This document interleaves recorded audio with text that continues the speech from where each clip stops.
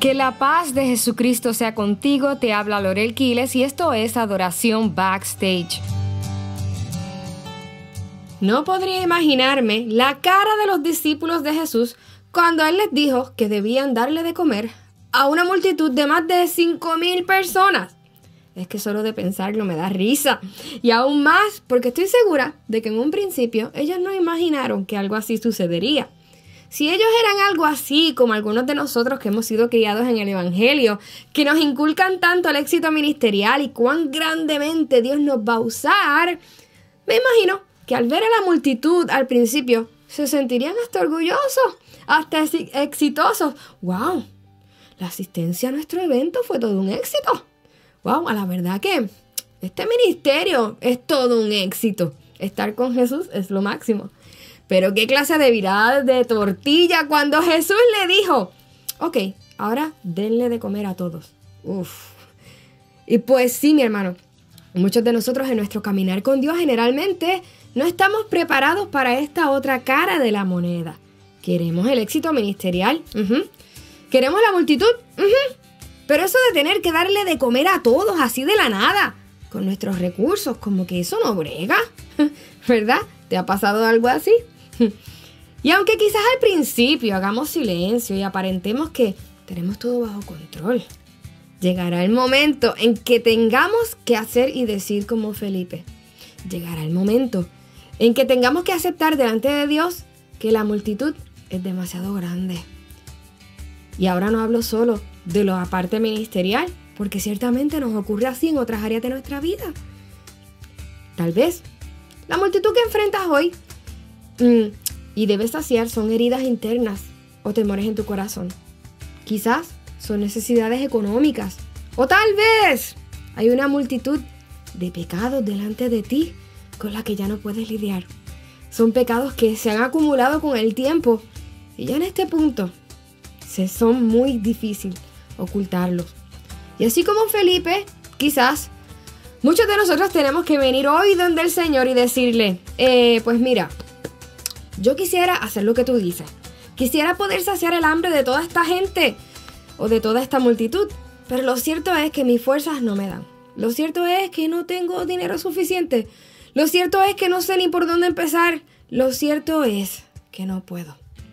Una historia similar es la de una viuda que vino donde el profeta Eliseo. Es una de mis historias preferidas y que ya les he contado anteriormente.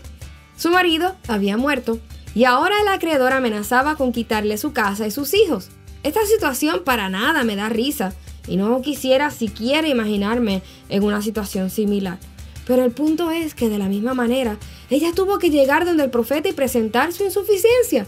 La multitud de deudas era demasiado grande como para poderla manejar y cancelar.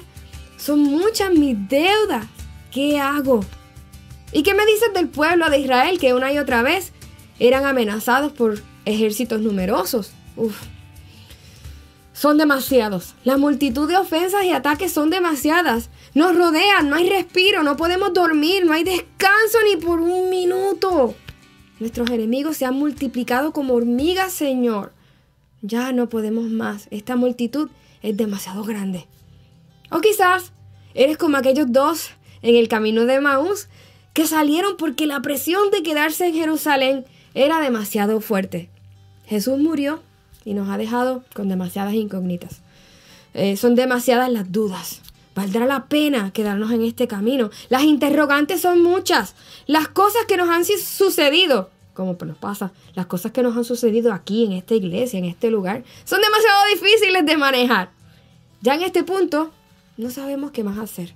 Mejor nos vamos de aquí. Ciertamente, y como diría el predicador, no hay nada nuevo debajo del sol. Y todas estas cosas que pasamos tú y yo, amados hermanos, le ocurrieron a alguien en la Escritura. Solo debemos abrir un poquito más los ojos. ¿Cómo podemos darle de comer a la multitud? ¿Por dónde empezamos? Curiosamente, mientras pensaba en esto, Dios me llevó a considerar una palabra que creo que ciertamente es clave en nuestra vida cristiana, y es el agradecimiento. Y sé que algunos de ustedes estarán como que, Lorel, ¿qué tiene que ver el agradecimiento con todo esto?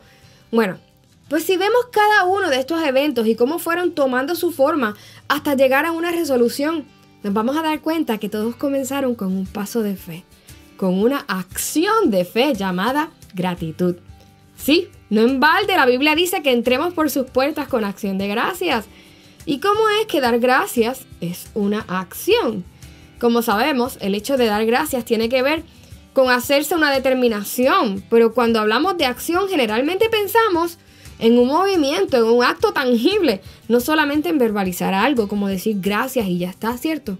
Pero tomando en cuenta el orden en que la gratitud tomó su participación en estos eventos, podemos entender el porqué. Delante de Dios, la gratitud se ve literalmente como una acción y no solamente como una palabra que sale de nuestra boca.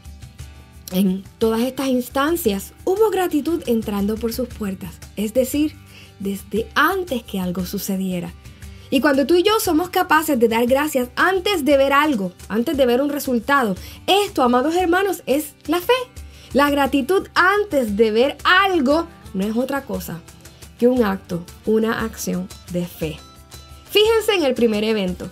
Luego de que los discípulos viniesen con la insuficiencia de 5 panes y 2 peces, ¿qué hizo Jesús? Dio gracias y partió el pan. No sé tú, pero si fuese yo quizás hubiese dado gracias después de ver el milagro, ¿cierto? Pero en esta ocasión, delante de la probabilidad matemática científicamente imposible, Jesús dio gracias. Y esa acción dio paso a uno de sus milagros más conocidos y predicados. De la misma manera, miren a la viuda, esta viuda de Segunda de Reyes capítulo 4. Luego de que expresara que solo tenía un poco de aceite, o sea, luego de exponer su evidente insuficiencia, Eliseo le recomienda tomar muchas vasijas y encerrarse con sus hijos en la casa. Y ese acto de tomar las jarras, encerrarse con sus hijos, no es otro acto que un acto de fe y gratitud por el cuidado de Dios.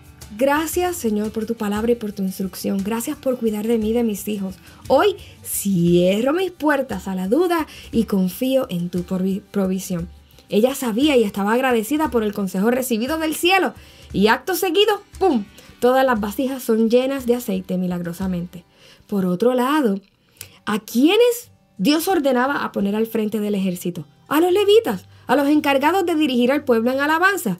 Desde el tiro, desde antes de enfrentar a sus enemigos, lo primero que hacía el pueblo era dar gracias a Dios y exaltarlo por su fidelidad y sus virtudes. Antes de ni siquiera tener la victoria, el pueblo daba gracias y alababa a Dios. Y ustedes saben lo que sucedía cuando esa era la estrategia. En ocasiones ni siquiera tuvieron que tocar a sus enemigos para vencerlos. Finalmente, ¿cómo la gratitud tuvo un impacto considerable en el centro de un hogar? Miren, dice la palabra que mientras aquellos dos que caminaban hacia Emaús desde Jerusalén, Jesús comenzó a hablarles en el camino, se les apareció y comenzó a hablarles, pero ellos aún no lo entendían. Él les estuvo hablando todo un día, pacientemente, explicándoles lo que había ocurrido desde Moisés, pero aún así su entendimiento estaba entenebrecido, y no podían reconocer a Jesús. Sus dudas y perspectivas eran tan erráticas, tan fuertes, que no entendían ni un pepino. A lo mejor tú te encuentras así en tu casa. Eres quizás una mujer que ha batallado para que tu esposo vaya contigo a la iglesia. Quizás tus hijos iban contigo, como esos dos del camino de Emaús, que también eran discípulos de Jesús. Pero hoy se han apartado del camino y ya no lo pueden reconocer en sus vidas. ¿Has orado? ¿Has pagado para que vayan a retiros? ¿Los has puesto en consejería? Bueno, has hecho lo indecible. Y así como Jesús, llevas todo este camino de tu vida hablándoles, aconsejándolos y orando por ellos, pero nada. Y hoy te ha caído el cansancio de la noche. Y al parecer, todo lo que has hecho ha sido en vano y ha sido llevado por el viento. Pero espera, una vez más mira lo que dice la palabra del Señor en Lucas capítulo 24, versículo 30. Jesús entró, pues, para quedarse con ellos. Cuando ya estaban sentados a la mesa, tomó en sus manos el pan y habiendo dado gracias a Dios, lo partió y se lo dio. En ese momento se les abrieron los ojos y reconocieron a Jesús.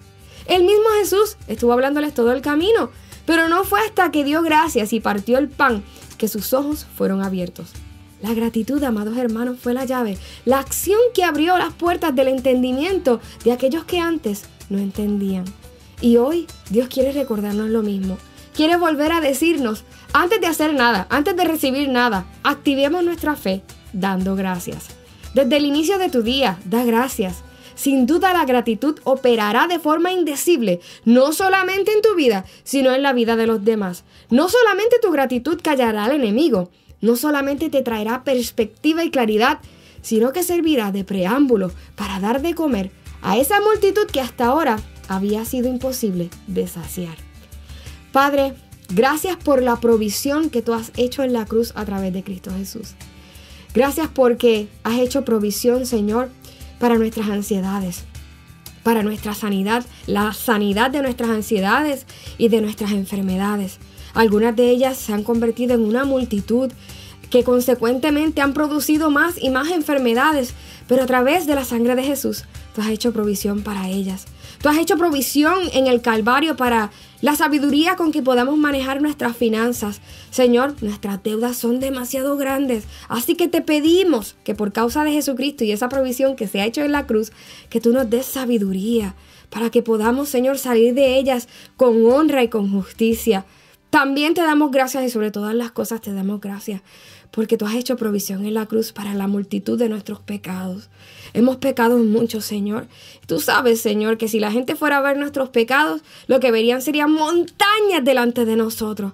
Pero gracias, Padre, porque a través de Jesús también hoy haces provisión para nuestra multitud de pecados. Nos arrepentimos. Sabemos que esa provisión significa nuestro perdón y nuestra redención. Así que lo recibimos. Reconocemos que por nuestras fuerzas no podemos, que es demasiado, pero también reconocemos que en ti está el poder y la fuente de nuestra vida para saciar la multitud de nuestro corazón. Gracias, Padre, en Cristo Jesús. Amén. Te habla Lorel Quiles y yo te espero en la próxima edición de Adoración Backstage. Suscríbete a nuestro canal en YouTube y no te pierdas ni una sola edición de Adoración Backstage.